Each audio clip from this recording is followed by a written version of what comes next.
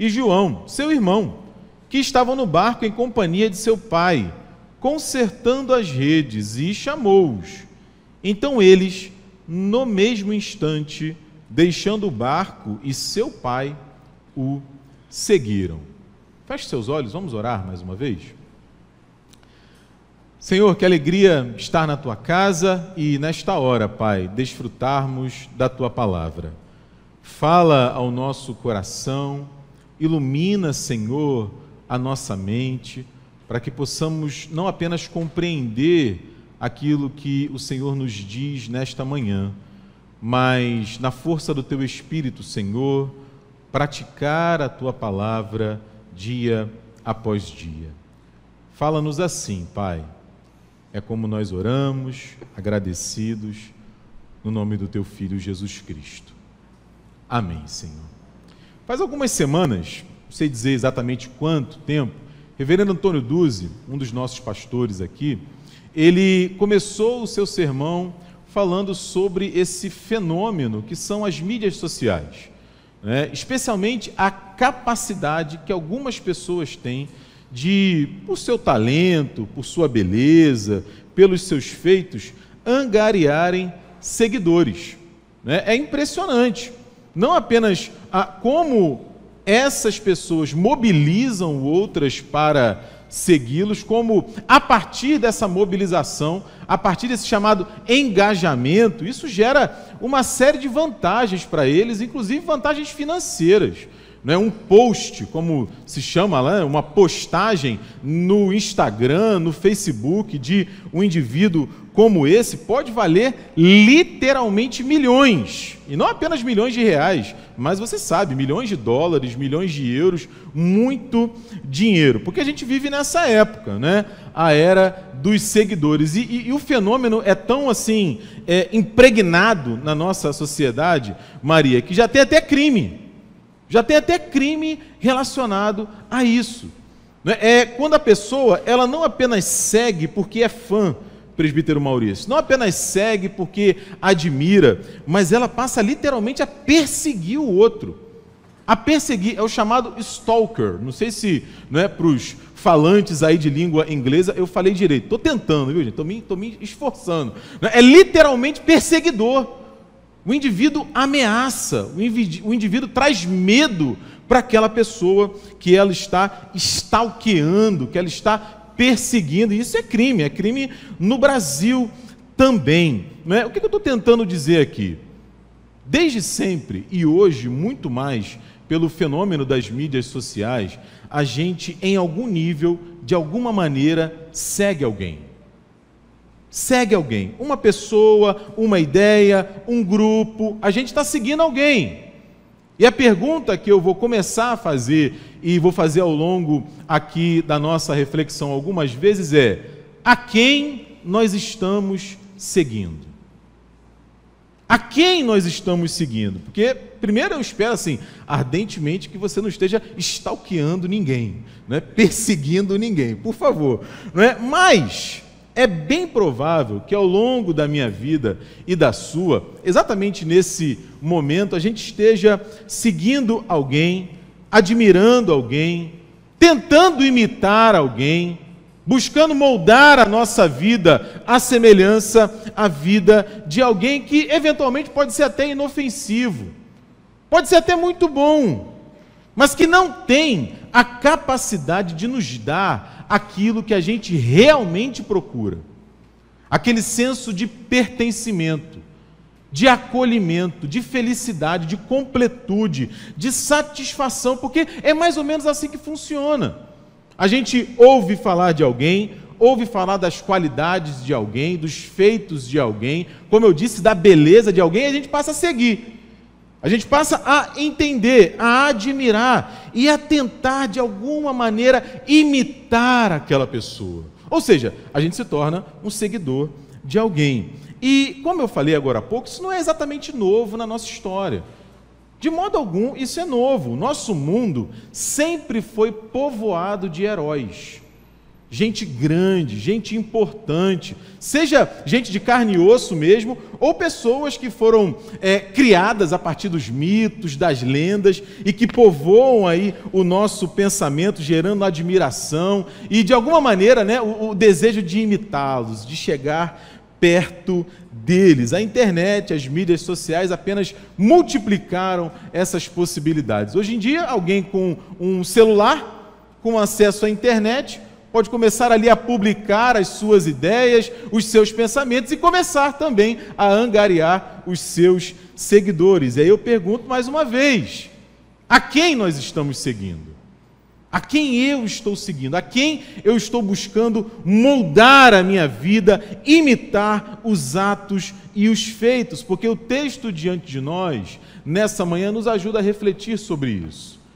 Nos ajuda a pensar sobre quem nós estamos seguindo e a vida de quem nós estamos querendo imitar. Como a gente vai ver, Jesus está bem no início do seu ministério, uma crise surge e ele começa a pregar a sua mensagem e começa a fazer seguidores.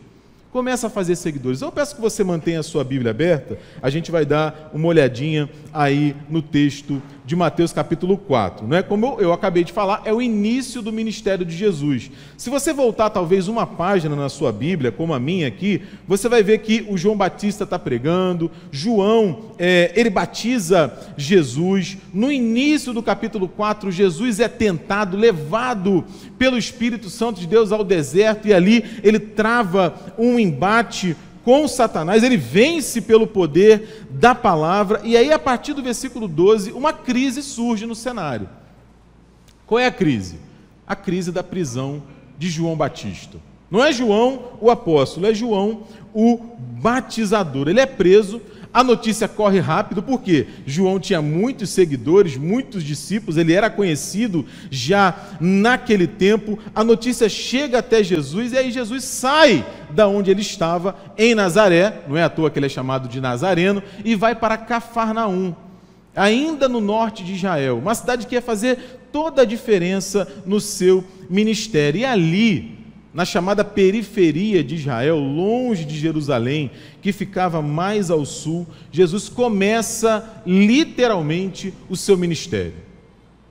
Começa a pregar a sua mensagem. E a mensagem dele está aí, no versículo 17. Você vai reparar que não é uma mensagem muito longa, não é uma mensagem muito complicada, muito difícil, muito detalhada, muito rebuscada, não. É uma mensagem concisa, curta, direta, objetiva. Ele diz: arrependei-vos, porque está próximo o reino dos céus. Ato contínuo, né, no nosso texto, caminhando pelo mar, o mar da Galileia, ele começa a chamar os seus discípulos. Simão, Pedro, André, Tiago e João são os primeiros, todos eles aqui pescadores. Jesus faz um convite para eles interessante: olha, se vocês me seguirem, vocês vão deixar de pescar apenas peixes. Vocês vão passar a pescar pessoas também. Vinde após mim e vocês irão pescar pessoas. Eu não sei quanto a você, mas sempre me chama a atenção a atitude desses homens.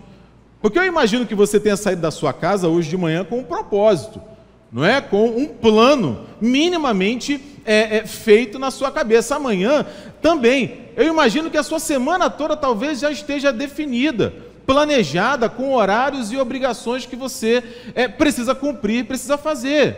Aqueles homens não eram diferentes. E aí o texto fala que esses 4 irmãos, não é? 2 e 2, imediatamente deixaram o que estavam fazendo e passaram a seguir Jesus.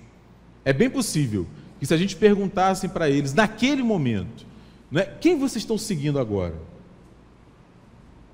Quem vocês estão seguindo agora? Eles responderiam: nós estamos seguindo Jesus. Porque seguir a Jesus, meus irmãos, tem a ver com 2 verdades muito simples que a gente encontra nesse texto e que a gente precisa acolher na nossa vida também. A primeira verdade tem a ver com acolher o chamado de Jesus. Acolher o chamado soberano de Jesus. E aí, acolhendo o seu chamado, necessariamente eu e você precisamos acolher a sua mensagem. A sua mensagem. Apenas isso. Vamos ver isso então, como isso se dá em duas partes. Primeiro aí, olhando os versículos 19 e 21. Seguir a Jesus tem a ver com acolher, com atender o seu chamado soberano. Como eu acabei de destacar, nesses dois momentos, o grupo se levanta e vai até Jesus. Imediatamente passa a seguir Jesus, no mesmo instante. E quando eu leio textos como esse, que vão povoar aí os evangelhos, porque não são apenas esses 4 que são chamados, mas outros discípulos também serão chamados, eu me pergunto, qual é o significado de seguir Jesus? O que isso aqui quer dizer? Eles estão seguindo Jesus para quê? Qual é o motivo? Por que eles têm que andar perto de Jesus? Não apenas isso. Eu me pergunto também, qual é a qualificação necessária para seguir Jesus? O que esses homens aqui tinham de especial, se é que tinham, vamos tentar entender um pouquinho isso, para serem chamados por Jesus? Porque não é possível, gente, a gente está falando de Jesus. Jesus, você que é empresário, você tem a sua empresa, do ramo que for, você contrata qualquer pessoa? Você chega assim na rua e fala, vem cá, vem trabalhar comigo, você faz isso? Você tem minimamente ali um critério para contratar alguém. Eu fico pensando nisso. Qual é o critério, a qualificação necessária para seguir Jesus? E uma outra coisa que eu penso também é, por que alguém seguiria Jesus?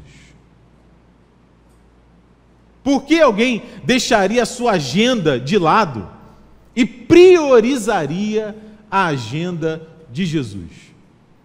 Aí eu começo a pensar e começo a encontrar no texto algumas respostas, porque como eu disse já agora há pouco, essa questão de formar seguidores, discípulos, não era algo incomum, Um mestre naquela época, ele, dependendo da sua dimensão, é claro, ele não falava apenas para um auditório, ele tinha gente que andava perto dele, para ouvir o seu ensino, ouvir a sua palavra. O William Hendrickson, que é um comentarista muito respeitado, comentarista bíblico, ele vai dizer o seguinte, não custa lembrar que Sócrates tinha os seus seguidores. Platão tinha os seus seguidores, os fariseus nos tempos de Jesus tinham os seus seguidores, os rabinos tinham os seus seguidores, os seus famosos talmidim, aqueles que seguiam ali de perto o seu ensino. O próprio João Batista, no texto que a gente já viu aqui, tinha os seus seguidores, ele encaminha os seus seguidores para Jesus. E a tarefa desses discípulos, em geral, inclusive os discípulos de Jesus, era, seja pelo seu testemunho oral, isso que nós estamos fazendo aqui agora, seja pelo seu testemunho oral, seja pelo seu testemunho escrito, anunciar, perpetuar a mensagem de Jesus. É uma função, sem dúvida, com grande significado. Os evangelhos vão contar essa história para a gente, de como Jesus chama os seus discípulos e o que se destaca sempre, gente, sempre, e aqui a gente está vendo isso, não a qualidade de quem é chamado, a capacidade de quem é chamado, as possibilidades de quem é chamado, mas Jesus que chama. Jesus que chama. O Marcos destaca isso muito bem. Quando ele vai falar sobre a escolha dos discípulos, lá em Marcos capítulo 3, versículo 13, ele fala que Jesus subiu a um monte e chamou para si os que ele quis. Os que ele mesmo quis. Então, assim, é tanto desconcertante quanto impressionante ver que essa iniciativa, ela não é dos discípulos. Não foram os discípulos que se ofereceram. Não foram eles que levantaram a mão e disseram, me chama. Na maior parte das vezes é Jesus quem chama. Naquele momento, aqueles homens participaram disso, tiveram esse privilégio. Por quê? Porque Jesus está vendo, não quem eles eram, mas também quem eles poderiam se tornar. Por causa dele, por causa de Jesus.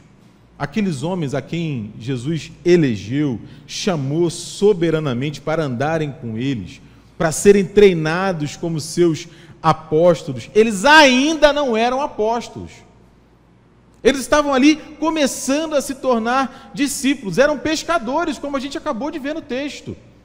E é muito interessante isso, porque ao longo dos evangelhos a gente vai ver, olha isso, que aqueles homens eles precisavam, por exemplo, de discernimento espiritual. Já chamados por Jesus, já ouvindo a sua palavra, já aprendendo com ele, mas muitas vezes ao longo do ministério de Jesus e do ministério deles, vai faltar discernimento espiritual. Jesus vai contar parábolas, por exemplo, que eles não vão entender. Eles vão perguntar para Jesus, o que você estava querendo dizer com aquilo? Vão ter curas que eles não vão conseguir realizar, e Jesus repreende eles. Vocês não estão entendendo ainda o que eu estou fazendo. Não apenas isso, mas eles iam precisar de simpatia por aqueles a quem eles foram chamados a pregar. Como assim, Diego? Lembra das crianças chegando até Jesus? O que eles dizem para as crianças? Não, sai daqui, não atrapalhe o mestre. Lembra do cego, doente, à beira do caminho? Tem misericórdia de mim? Não, fica quieto, não fala nada, fica na sua. Daqui a pouco eu vou lembrar uma outra cena. Tinham dois que queriam tacar fogo nas pessoas. Não, eles não ouviram a sua mensagem, Senhor, vamos matar eles. Jesus chega a dizer para eles, de que espírito vocês são? De que espírito vocês são? Eles precisavam de simpatia, de discernimento espiritual, de humildade. É muito interessante pensar nisso. Mais de uma vez, aqueles homens andando com Jesus, eles querem saber quem é o maior. Não, sou eu o maior, não sou, Senhor? Fala a verdade. Não, tem que ser eu. Não, Senhor, olha só, quando chegar o teu reino, eu quero me sentar à tua esquerda e à tua direita, porque eu sou mais importante, eu sou melhor, eu sou mais preparado, eu sou mais bonito, quem sabe? Eles precisavam, gente, perseverar em oração. No momento mais crítico do ministério de Jesus, prestes a ir para a cruz, Jesus chama os seus discípulos para orar com ele. Você consegue pensar nisso? Jesus pedindo oração? Vem cá, ora comigo, me faz companhia, fica do meu lado, chora comigo, porque eu estou prestes a ir para a cruz. E aqueles homens fazem o quê? Eles dormem. Eles dormem. Na verdade, eles precisavam até mesmo de coragem para seguir Jesus até o fim. Porque os evangelhos vão destacar Pedro negando Jesus e vão destacar Judas traindo Jesus. Mas se você for lá em Mateus, capítulo 26, versículo 56, no finalzinho do evangelho de Mateus, Mateus vai dizer que todos os discípulos abandonaram Jesus. Todos os discípulos abandonaram Jesus. E isso porque eles já andavam com ele, já ouviam a palavra dele, já realizavam milagres através do poder que ele havia conferido a eles. Ou seja, quando a gente pensa nas qualificações dos discípulos, meus irmãos, nas capacidades dos discípulos, no currículo dos discípulos, na grandeza dos discípulos, não existe isso. Não existe isso. Diferente de você que é empresário, que se preocupa com critérios mínimos para contratar alguém para trabalhar na sua empresa, Jesus não tem esses critérios mínimos. Na verdade, a palavra de Deus diz que ele não faz acepção de pessoa. O foco do chamado, meu irmão, está nos discípulos, não está nos discípulos, está em Jesus que chama. É a grandeza dele, é o poder dele, é a influência dele que nos chamam a atenção aqui.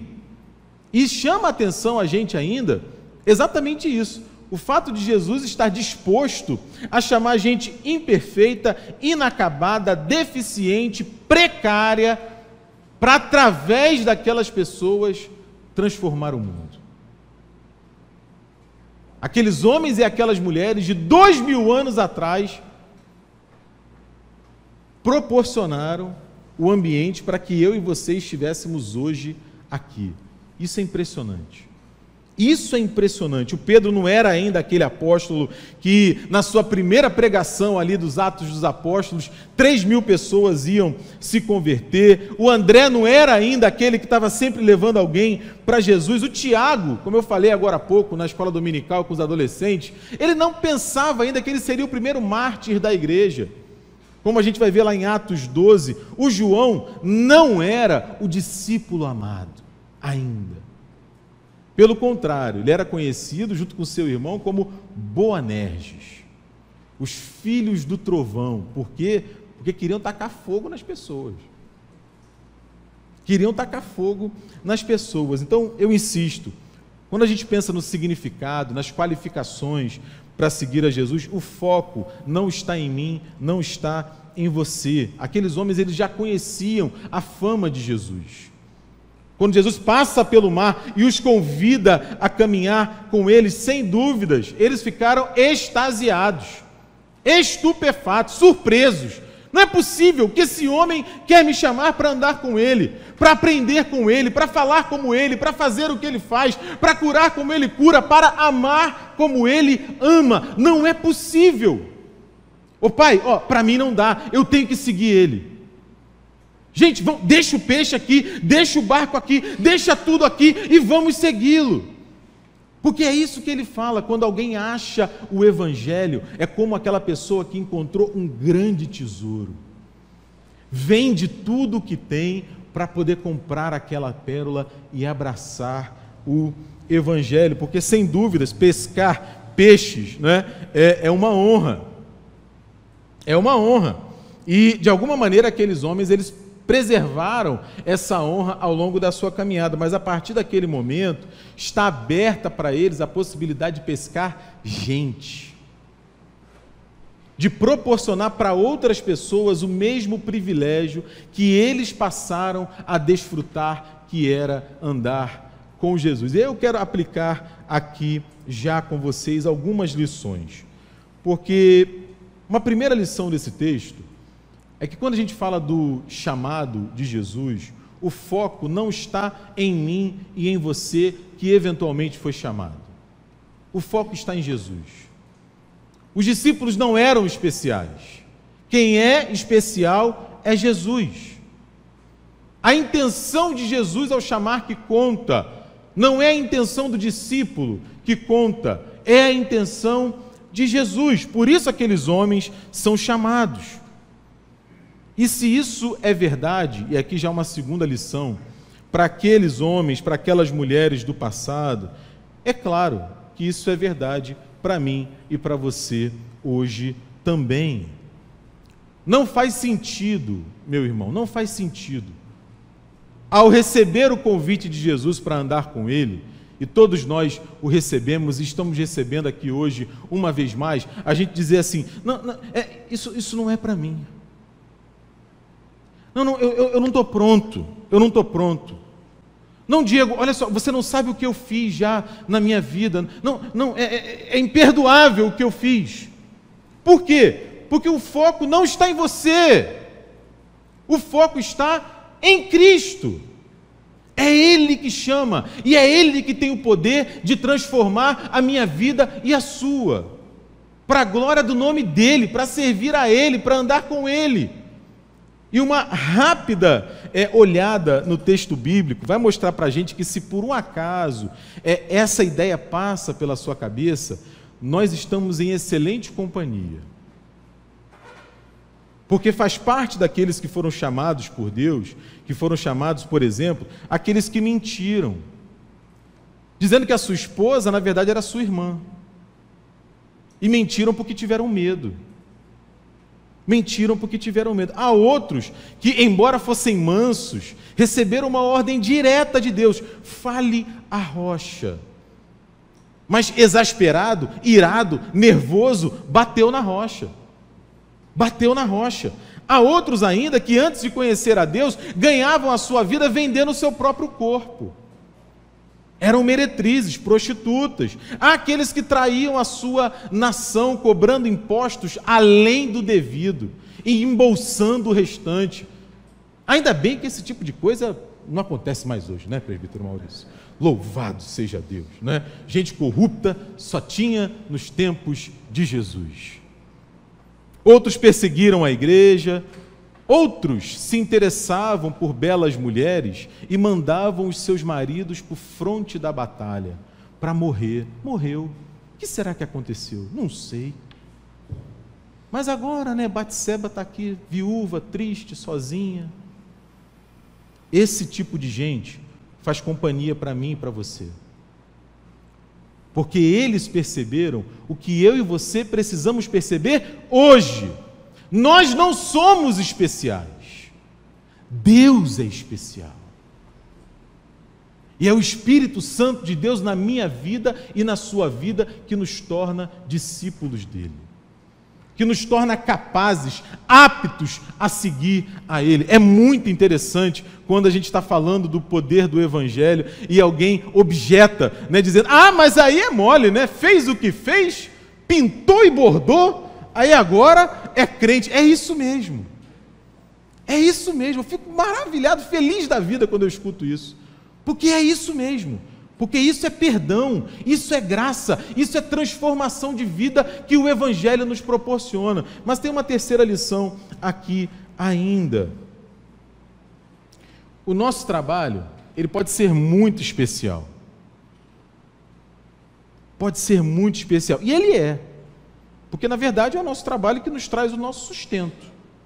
É através do nosso trabalho que a gente sustenta a nossa casa, sustenta a nossa família, sustenta os nossos, a gente tem propósito, significado, a gente cria coisas, a gente resolve problemas, a gente constrói, a gente planeja, organiza, toca, não é? E tem gente que faz doutorado em música, tem gente que faz doutorado em bateria, gente, você sabe disso? Bateria, ali ó, o marido daquela moça ali, ó.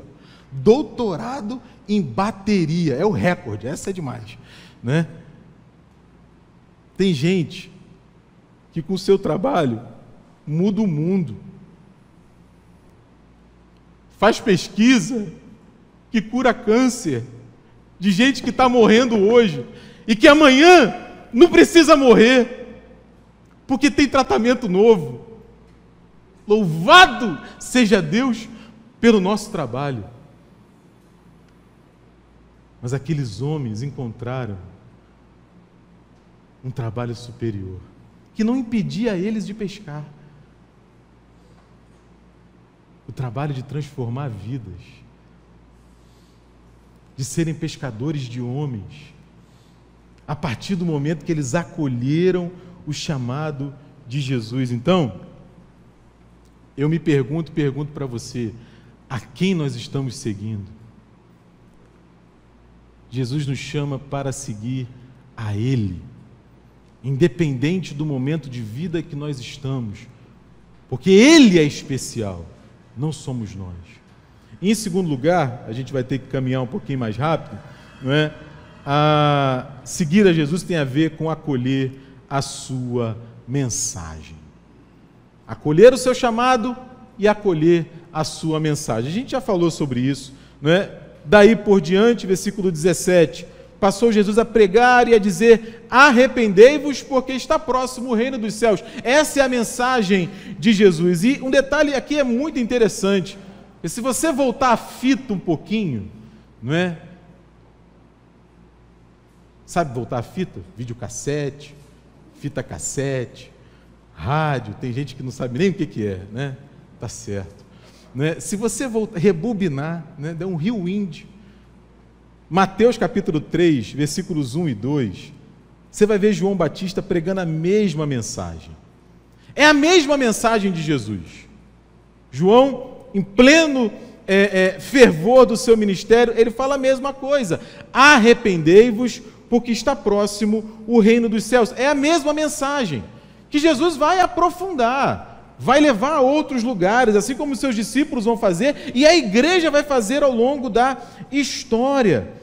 Quando Jesus chama os seus discípulos, é a mesma mensagem que eles são orientados a pregar também. Arrependam-se, creiam no Evangelho, o reino de Deus está próximo. Mas o que ele quer dizer com isso? Arrepender-se aqui é aquela palavra famosa que você deve ter ouvido várias vezes, é metanoia.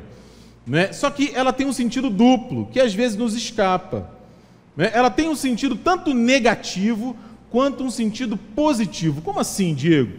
Negativo porque arrependimento tem a ver com abandono do pecado, com uma resolução sincera, uma decisão firme de romper com o passado e seguir em frente, de abandonar o pecado e ir em busca da vontade de Deus. Então, assim, esse seria o sentido negativo. Em Lucas capítulo 3, por exemplo, João Batista vai dizer que as pessoas deveriam deixar de ser mesquinhas e passarem a ser generosas. Ele vai dizer para os publicanos, para os cobradores de impostos, que eles tinham que cobrar o que estava estipulado, e não além. Ele vai dizer para os soldados que eles tinham que deixar de ser corrupto, parar de maltratar as pessoas, não aceitar falso testemunho, ou seja, é um sentido negativo. É olhar para a minha vida e perguntar: Senhor, o que o Senhor precisa que eu abandone? Na verdade, o que eu preciso abandonar. Mas esse é apenas uma parte. A segunda parte, o próprio João vai ajudar a gente também, quando ele fala que nós precisamos produzir frutos dignos de arrependimento. Ou seja, por um lado, eu deixo de fazer algumas coisas, porque são pecado, porque desagradam a Deus, porque me afastam de Deus. Por outro lado, eu devo começar a produzir outras coisas. O Paulo vai exemplificar isso de maneira muito simples. Ele vai dizer, deixem a mentira, falem a verdade. De repente vocês vão até se irar, porque a gente não consegue controlar os nossos sentimentos. Mas a partir do momento que a gente se irá, quando a gente se irá, a gente não pode pecar. A gente não pode pecar. Ele fala, não se ponha o sol sobre a vossa ira, ou seja, cuidado com o que você vai fazer, resolva isso, converse, se sente, olhe nos olhos, diga o que o outro lhe fez, diga o quanto isso lhe machucou, mas não fica carregando isso no seu coração, porque a ira e a angústia vão aumentar. Não faça isso. Aquele que furtava, não furte mais, antes trabalhe, ou seja, deixe de pecar. Porque o cristianismo, alguém já disse, e eu concordo, ele não é uma religião teórica. Ele não é uma religião meramente do pensamento. Não é uma filosofia. Ele tem a ver com aquilo que a gente faz e aquilo que a gente deixa de fazer. Tem a ver com aquilo que a gente crê. E porque a gente crê, a gente faz ou deixa de fazer. Essa é a questão do arrependimento. E depois ele fala do reino de Deus que está próximo. Ou seja, na síntese da palavra de Deus, hoje a nossa salvação está mais próxima do que esteve anteriormente. Vai chegar o tempo em que o conhecimento de Deus vai cobrir a terra como as águas cobrem o mar. Que dos meus olhos e dos seus olhos vão ser enxutas toda lágrima, todo choro vai cessar. O reino de Deus está próximo. A nossa história está próxima de uma resolução. Por isso a urgência no chamado, por isso a urgência no arrependimento. Então, o que a gente conclui daqui? Que acatar o chamado de Jesus inclui inexoravelmente acatar a sua mensagem, acatar a sua palavra, não tem meio termo. Arrependimento tem a ver com mudança de vida, e não é pelo poder do hábito, é pela ação do Espírito Santo, na minha vida e na sua. É uma longa obediência numa mesma direção, que começa hoje, começa agora, a partir do momento que eu e você acolhemos esse chamado. Por isso, quando a gente se pergunta, não é, a quem nós estamos seguindo, quem nós temos buscado imitar, quem é que nos tem influenciado nos nossos dias, certamente tem muita gente que a gente admira, e isso é bom, pessoas que nos inspiram pelo seu talento, pelo seu trabalho, por aquilo que eles foram capazes de realizar. Contudo, meus irmãos, sobre todos eles está a pessoa do Senhor Jesus. E Ele convida a mim e convida a você hoje uma vez mais para seguir a Ele em primeiro lugar. Não porque você é especial ou porque eu sou especial, mas porque Ele é especial. Que Deus te abençoe e que a sua palavra fale mais ao seu coração. Amém?